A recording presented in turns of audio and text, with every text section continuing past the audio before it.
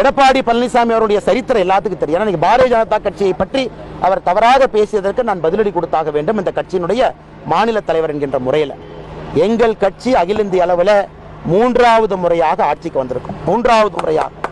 மூன்றாவது முறையாக தொடர்ந்து ஆட்சிக்கு வந்திருக்கும். இவங்க என்ன பண்ணியிருக்காங்க?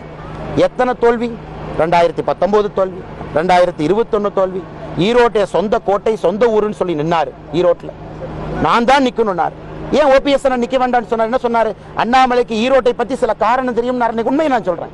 எடப்பாடி பழனிசாமி அவர்கள் தொலைபேசி மூலமா என்கிட்ட என்ன சொன்னார்? இன்னைக்கு ஒரு ஈரோடு பை எலெக்ஷனை பத்தி பேசியிருக்காரு. அண்ணாமலைக்கு ஈரோடு பை எலெக்ஷனுடைய சீக்கிரட் தெரியும். அதை தெரிஞ்சு ஒரு பொய் சொல்றாரு. சீக்கிரட் என்ன? தொலைபேசியில் என்கிட்ட சொன்னாரு, இது என்னுடைய சொந்த ஊரு, என்னுடைய கோட்டை, நான் 1.5 லட்சம் ஓட்டுல ஜெயிக்க போறேன், அதனால் நான் மட்டும் நிக்கணும், கொஞ்சம் ஓபிஎஸ் அண்ணங்கட்டெல்லாம் நீங்க அறிவுறுத்துங்க, நான் மட்டும் நிற்பதற்கு நீங்க ஏற்பாடு செஞ்சு கொடுங்கன்னு அவர் சொல்லலையா? ஏதோ எடப்பாடி பழனிசாமி அவர்கள் ஈரோடு பை எலெக்ஷனுடைய சீக்கிரட் அவர் சொன்னார்ல, ஈரோடு பை எலெக்ஷனுடைய சீக்கிரட் அண்ணாமலை தெரிஞ்சு இந்த மாதிரி பேசுறதை நான் கண்டிக்கிறேன்னு சொல்றேன். சீக்கிரட் நான் சொல்றேன். சொந்த ஊரு, என் சொந்த ஊரு, அம்மாவுடைய ஊரு, இந்த ஊர்ல நான் பிறந்தேன் அப்படின்னு ஈரோடு பை எலெக்ஷன் என்ன? அதற்காக கண்ணியமாக கம்பீரமாக ஓபிஎஸ் அண்ணன் ஒரு வார்த்தை கூட பேசாம இந்த கட்சியினுடைய தொண்டர்கள் எல்லாம் ஒன்றாக ஓட்டு போட வேண்டும் என்பதற்காக ஒதுங்கி நின்னார். அவருக்கு என்ன மரியாதை நீங்க கொடுத்தீங்க?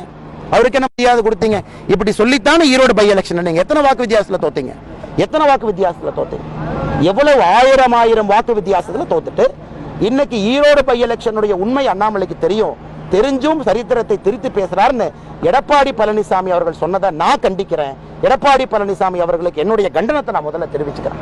அதே நேரத்தில் விக்கிரவாண்டி இடைத்தேர்தலை புறக்கணிக்க சொன்ன காரணம் என்ன? தமிழகத்தினுடைய சட்டம் ஒழுங்கு சரியில்லை, அதனால புறக்கணிக்கிறேன்னு சொன்னாரா? இன்னைக்கு என்ன சொன்னாரு? ஈரோடு பை எலெக்ஷன்ல குளறுபடிகள் நடந்துச்சு, அது விக்கிரவாண்டியில் நடக்கும், அதனால புறக்கணிக்கிறேன். இன்னைக்கு ஒரு பொய் சொல்றாரு. சரி, இதே எலெக்ஷன் கமிஷன், இதே மாநில தேர்தல் ஆணையம் 2026 சட்டமன்ற தேர்தல் நடக்க போதா? அதையும் புறக்கணிப்பாரா? எனக்கு எடப்பாடி பழனிசாமி அவர்கள் சொல்லுகின்ற லாஜிக் படி பார்த்தோம்னா, தமிழ்நாட்டில் சட்டம் ஒழுங்கு கெட்டு போச்சு, விக்கிரவாண்டி எலெக்ஷனை நான் புறக்கணிக்கிறேன். 2026 தமிழகத்தில் சட்டம் ஒழுங்கு கெட்டு போயிருக்கும். அப்ப 2026 சட்டமன்ற தேர்தலையும் எடப்பாடி பழனிசாமி அவர்கள் புறக்கணித்து விட்டு ஒதுங்கி இருப்பாரா அப்படிங்கிற கேள்வியை திரும்ப எடப்பாடி பழனிசாமி அவர்களுக்கு வைக்கிறேன். நீங்கள் சொன்ன காரணம் வேறு, விக்கிரவாண்டி புறக்கணிக்கிறதுக்கு சட்டம் ஒழுங்குன்னு சொல்லி இன்னைக்கு என்ன சொல்றீங்க? ஈரோடு பை எலெக்ஷன்ல குளறுபடி நடந்துச்சு, அதனால விக்கிரவாண்டி நான் புறக்கணிக்கிறேன். புது காரணங்களை தினமும் கூட கண்டுபிடித்து சொல்லக்கூடிய ஒரு வித்தகராக எடப்பாடி பழனிசாமி அவர்கள் மாறி இருக்கின்றார்களோ தவிர தமிழக மக்களுக்கு ஒரு பொறுப்புள்ள ஒரு எதிர்க்கட்சி தலைவராக அவருடைய செயல்பாடுகள் இல்லை என்பதை தமிழக மக்கள் எல்லா இடத்துலையும் பார்த்துக்கிட்டு இருக்காங்க.